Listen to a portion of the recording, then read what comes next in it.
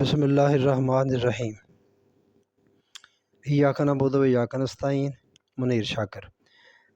آگے جو کویشچن ہے میں اس پر پہلے ہی بات کر چکا ہوں، چلیں پھر دہرا دیتا ہوں، بات بار بار کی جائے چلے شاید ہمیں سمجھ آ جائے، بار بار کانوں میں ٹکرائے جی شاید دماغ میں وہ بیٹھ جائے، تو اس لیے میں یہ بات کیے دیتا ہوں۔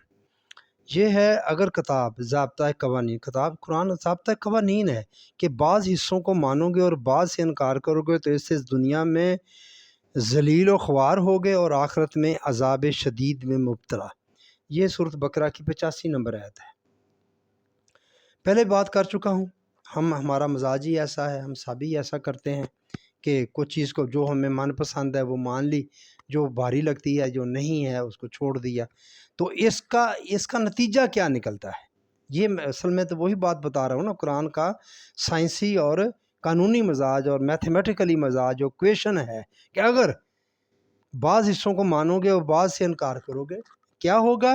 دنیا میں ذلیل و خوار ہوگے اور آخرت میں عذاب شدید میں مبتلا۔ یہ اس کا حال ہے۔ جو عذاب شدید میں ہم، یہ تو بالکل واضح ہے، شدید میں مبتلا ہیں۔ جو دنیا کے کم تر غریب ترین ملک ہیں ان میں ہم آ گئے ہیں۔ ہم کبھی صومالیہ کی، سوڈان کی، ان کی مثال دیا کرتے تھے، اب وہی ہم ان میں آ گئے ہیں، انہی میں، بلکہ کہتے ہیں صومالیہ بھی ہم سے بہتر ہو گیا ہے۔ سری لنکا ڈیفالٹ ہوا تو لیکن اب وہ بھی ہم سے بہتر ہو گیا، ہم ان سے بھی نیچے گر گئے ہیں۔ یہ ذلیل ہونا کسے کہتے ہیں؟ مجموعی طور پر ملک کا، قوم کا ذلیل و خوار ہونا، اور یہ عذاب ہے، بھوک کا عذاب ہے، جانوں کے لالے پڑے ہوئے ہیں، خوف ہے ہمیں ہر وقت۔ تو یہ کیوں ہے؟ اس کی یہ وجہ قرآن پاک اس آیت میں 85 میں یہ بتا رہا ہے کہ تم کیا کرتے ہو، بعض حصوں پر عمل کرتے ہو، بعض پر عمل نہیں کرتے۔ یہ اس کی ایکویشن ہے کہ جہاں آپ دیکھیں جو عزت والے ہیں ممالک، پھر وہی مثال آتی ہے، دیکھیں نا، یورپ ہے، امریکہ ہے، برطانیہ ہے، اور یہ مغرب ہے، جو آپ دیکھیں وہ تو ان کو تو ہم ذلیل نہیں کہہ سکتے، نہ ہی کوئی کہہ سکتے ہیں کہ وہ عذاب شدید میں مبتلا ہیں۔ آخرت میں ہم کہیں گے کہ جی ان پر آخرت میں عذاب آئے گا، وہاں شدید ان کو وہ ہوں گے، یہاں تو وہ نہیں ہیں۔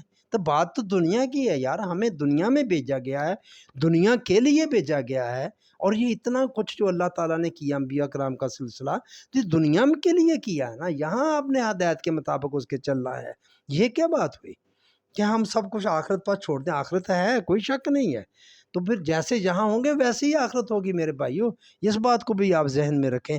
تو یہ ہے جی اگر آپ دیکھیں، آپ ان کے ذلیل و خوار ہونے کا اور عذاب شدید ہونے کا، ان ممالک، میں مغرب کی بات کر رہا ہوں، یورپ کی بات کر رہا ہوں، جو اسلام نہیں لائے، کافر کہتے ہیں ہم، غیر مسلم ہم انہیں کہتے ہیں، تو پھر وہ کن حصوں کو مان رہے ہیں، کن حصوں کا انکار کر رہے ہیں؟ پوری طرح ظاہر ہے وہ نہیں مان رہے، جتنا مان رہے ہیں ان کو اجر مل رہا ہے، ان کا وہ پھل پا رہے ہیں، وہاں ہے نا۔ آپ صرف اتنی بات دیکھ لیں کہ وہ صرف عدل پر عمل کر رہے ہیں، اگر انصاف پر عمل کر رہے ہیں تو ان کا مزاج دیکھ لیں، ان ملکوں کے شان دیکھ لیں، وہ کس طرح آگے بڑھ رہے ہیں، کتنی ترقی کر گئے۔ عدل ہے نا، ہر ایک کے ساتھ برابر، سارے قانون کے برابر، ان کا بڑا بھی قانون کے برابر، چھوٹا بھی، ہر ایک کے لیے قانون برابر، اور ہر ایک کے اوپر قانون، ہر ایک کے اوپر قانون۔ یہاں میرے بھائیوں کیا ہے، کون ہے قانون کے نیچے؟ ہمارا آرمی چیف کو قانون کے نیچے ہے، بندے کو مار دے، سب کو وہ نیشنلٹی سب کی ختم کر دے تو کر دے، کیونکہ اسلامی قانون نہیں ہے اس لیے اسی کے ساتھ ہی ہم نے چلنا ہے۔ یہ کیا بات ہوئی؟ دنیا میں ہے ایسا؟ غیر مسلم جہاں اسلام نہیں ہے وہاں کوئی ایسا ہے؟ کوئی ایک بندے کے پاس، یہی تو ڈکٹیٹرشپ ہے، یہی تو ایک آمر کہتے ہیں ایسے بندے کو، خواہ وہ مسلمان ہو خواہ وہ غیر مسلم ہو، مزاج وہ ایک جیسا ہی ہوتا ہے، ایک جیسا ہی مزاج ہوتا ہے اور ایک جیسا ہی نتیجہ نکلتا ہے۔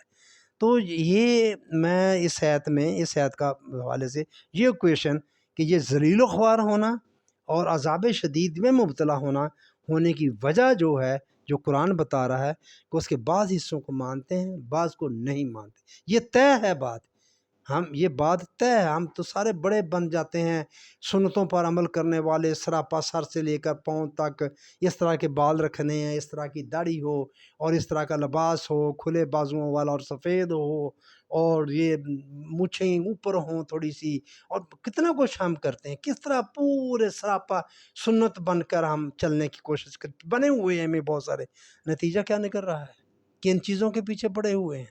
قرآن کی ایک آیت ہے، اب میرے سامنے وہ نہیں، جو اس چیز کا قرآن میں ذکر نہیں اس کے پیچھے نہ پڑو، جس کو قرآن ذکر ہی نہیں کر رہا، جس کا ذکر وہ اچھا ایک بات، دوسری بات وہ کہتا ہے ہم نے کوئی ایسی چیز چھوڑی نہیں آپ کے لیے، یعنی کہ آپ کے فائدے کے لیے ہو اور ہم نے بیان کرنے میں اس کو چھوڑ دیا ہو، ایسا نہیں ہے قرآن میں۔ جس چیز جو بھی بیان ہم نے پورا بیان کر دیا ہے، سارا کچھ ہے، ان چیزوں کا ذکر کہیں جن کے پیچھے ہم پڑے ہوئے ہیں، تو پھر کیا کر رہے ہیں کہ جو چیز لینے والی ہے اس کے پیچھے نہیں چلتے، وہ تو اس گھسوں دور ہے، اس طرف تو جاتے ہی نہیں ہیں ہم۔ تو بس میں یہ دیکھیں، آپ ایک حکیم ہے، ایک نسخہ بناتا ہے ایک بیماری کے لیے، کوئی بھی بیماری ہے اس کے لیے نسخہ، اس کے مختلف جڑی بوٹیاں ہیں، 2 4 5 6 7، اس سے بھی آپ دیکھیں حکیموں کے یہ نسخے ہوتے ہیں، جو جوارش بناتے ہیں، جو جتنی بھی ان کی جو چیزیں ہوتی، کتنی ساری چیزیں ہوتی ہیں، ان کی مقدار بھی لکھی ہوتی ہے کہ اتنی اتنی ہم نے اس میں ڈالی ہیں۔